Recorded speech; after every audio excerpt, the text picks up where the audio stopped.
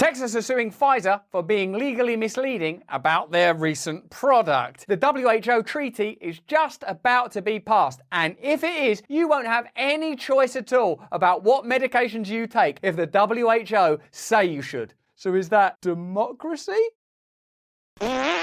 Hello there, you Awakening Wonders. Thanks for joining us on our voyage to truth and freedom. I'm so grateful that you're here today as we continue to awaken together. You'll notice that there is an awakening taking place because things that were regarded as unsayable and heretical just a couple of years ago are now right there in the legacy media, not by choice, but because of necessity, because independent media has brought these ideas to the forefront. And one such example is the state of Texas suing Pfizer for being misleading about vaccines. And yet, the WHO are still pushing a treaty that will mean that if your country, if you happen to live in a country that's a member state, and you probably do, then if the WHO say you've got to take vaccines, your country's got to do lockdowns, then that is what will happen. And your government will be able to abdicate responsibility entirely. You may have forgotten how many times during the pandemic period you heard the words, well, this is the WHO recommendation. This is what the WHO thinks. In fact, policies like lockdown and masking and social distancing and, of course, vaccines all came via the WHO. No matter how they arrived at your nation, they are all measures happen to be recommended and could soon be mandated by the WHO. So let's have a look at that lawsuit. Let's have a look at a physician whose license was revoked during the pandemic period for vaccine misinformation that turns out was simply foresight. And let's have a look at this new WHO treaty and what it will mean if it's passed and why we should oppose it. New at 4, Attorney General Ken Paxton suing drug maker Pfizer.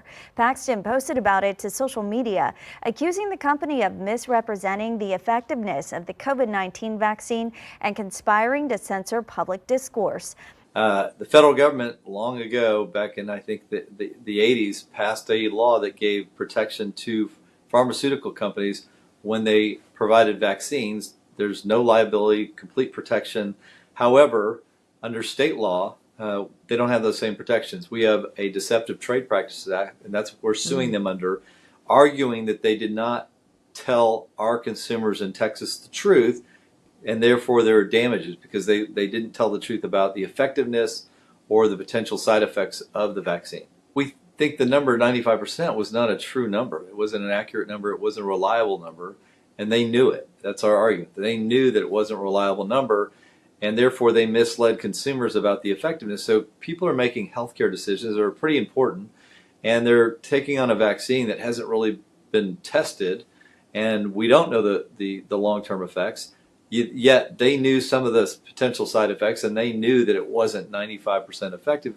And so people are making their decisions based on believing that Pfizer is telling them the truth. And of course, then the Biden administration came in and started threatening people with their jobs. And we had other cities and states doing the same thing, forcing people to get this vaccine. And it was based on false information. And that's a real problem because it has long-term consequences for consumers in Texas. One of the good things about this litigation is it's going to bring out information that the public hasn't known, and we're going to make sure that information gets out. So at the very least, whether we win or lose, I think we're going to win, and potentially we'd have other lawsuits. But at the very least, the public can go, wait a minute, I'm going to be I'm going to be a lot more hesitant to trust the Biden administration next time, or any other government entity that tells me I have to get it, or I'm going to lose my job, or I have to get that pressure. Didn't add up. So you've obviously witnessed this narrative evolve from a point where these are simply matters that couldn't be discussed to the point where there's legislation taking place at the level of the state. And yet the WHO treaty, if passed, will mean that your entire nation will be mandated to follow measures that they suggest. Thankfully, it is at least being publicly discussed, and at the moment we have the opportunity to potentially oppose it. This is Dr. Meryl Nass, who had her license revoked during the pandemic, articulating exactly why we should be skeptical about this new WHO treaty, which seems to be just one of those insidious pieces of legislation that characterizes globalization. It just appears, passes, and all of a sudden you edge a little closer to autocracy without ever having voted it, which I suppose is the nature of tyranny. We're undergoing a soft coup, and the idea is to create a whole new set of laws and ignore the existing human rights laws and other laws under the pretext of pandemic preparedness and the biosecurity agenda. Is it me, or does the future feel more insecure and uncertain? Wars, pandemics, lies, trickery, My cats keep having kittens. The last one's personal. For those who are in the United States, there is a way to secure your hard-earned nest egg. American Hartford Gold make it easy to protect your savings and retirement accounts with physical gold and silver. With one phone call, they can have physical gold and silver delivered right to your door, or inside a qualifying retirement account like your IRA or 401k. American Hartford Gold is the highest rated firm in the US with an A+ rating from the BBB and thousands of satisfied clients. Right now, they will give you up to $5,000 of free silver on your first qualifying order. This offer is only for US customers. Call 866-505-8315. That's 866-505-8315, or simply text BRAND to 998899. Get up to $5,000 of silver and protect your future in this crazy, crazy world with some solid precious metals literally made in stars. The WHO is developing through all its nations, but with the WHO Directorate in the United States in charge, a pandemic treaty and amendments to the existing international health regulations that will remove the human rights protections currently embedded in the IHRs, will enforce surveillance, censorship, get rid of freedom of speech, require governments to censor and only push a single narrative.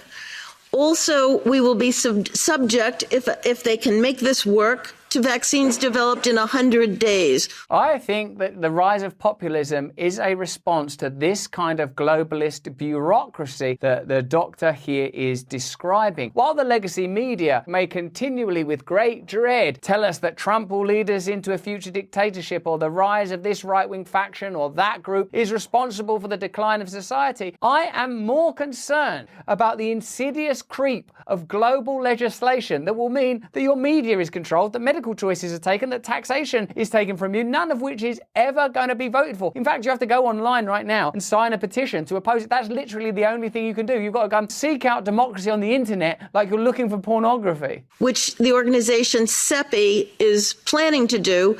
And one of the people who founded CEPI was Jeremy Farrar, who is now the chief scientist at the WHO, to bring this forward.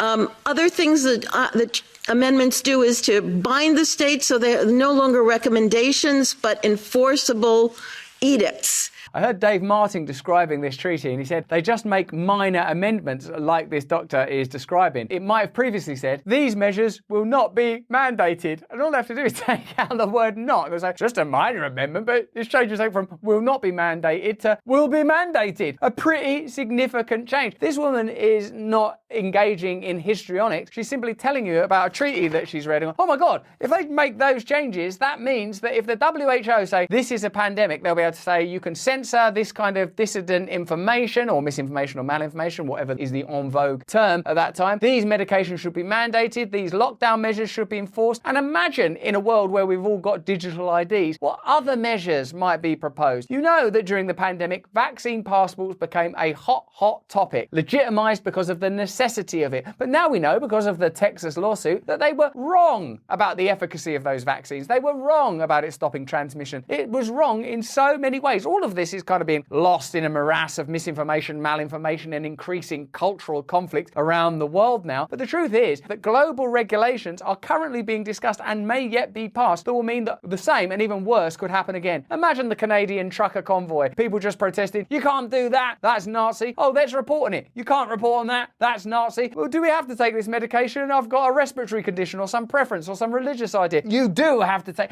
This is what's being presented to you, not via a political party that you voted for, not via some community action that you're a part of, but by a globalist entity that you do to some degree already fund, because that's where the WHO gets a significant portion of its money. Of course, you know where else they get it, answers in the chat. And they're now looking to leverage even more power over your individual and national life. Provide a liability shield, get rid of intellectual property rights, move supplies from one country to another, enforce digital passports, and the Director General of WHO can demand that a pandemic or a potential pandemic exists. He can just declare it with no standards, and then countries around the world will have to obey.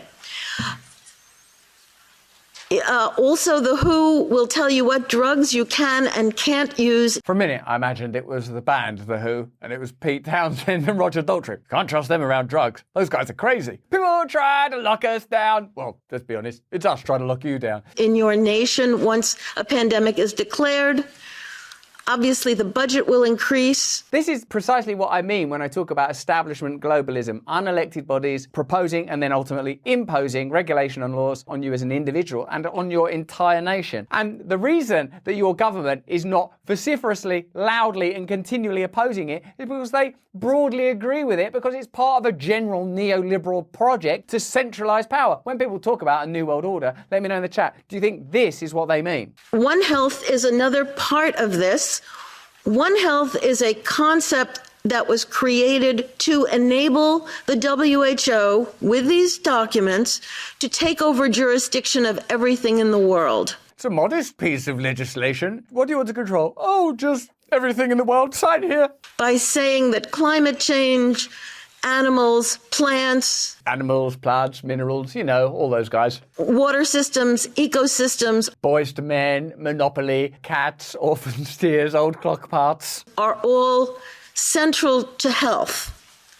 Also embedded in this concept is a peculiar notion that humans are no longer of greater value than animals. That's a weird thing to suddenly put in it. Also, we value animals now as highly as humans. What an extraordinary piece of legislation. Let me know if you think that this is precisely what globalism is. Is this why you've lost faith in neoliberal democracy? Is this why you suddenly have an interest in demagoguery and populist figures that are able to harness the emotion of a nation and say, I will change things, I will stand up for the people? Is this precisely the type of politics that we require? Do we need to stand up against these kind of globalist measures? And why aren't these things more widely discussed? Why are the legacy media not saying, hey, this WHO treaty seems to be pretty significant, given that it's going to make you less important than a hamster. It only wants to control things like animals, minerals and vegetables, like it's some sort of parlour game that wants control of total reality. Isn't that of some concern to you, given in particular the way that the last 3 years went down? All of the things that were blithely described and draconianly controlled as conspiracy theories, the legitimate studies that were ignored, the flawed studies that were amplified, the indemnity that was granted, the propaganda that reached fever pitch, all of this seems to have been conveniently forgotten as we usher in a new piece of legislation called a treaty, but seems to be treating all of us literally like we're worse than animals. But that's just what I think. Why don't you let me know what you think in the chat? Remember, we stream every day at these times. More important than any of that, if you can, please stay free.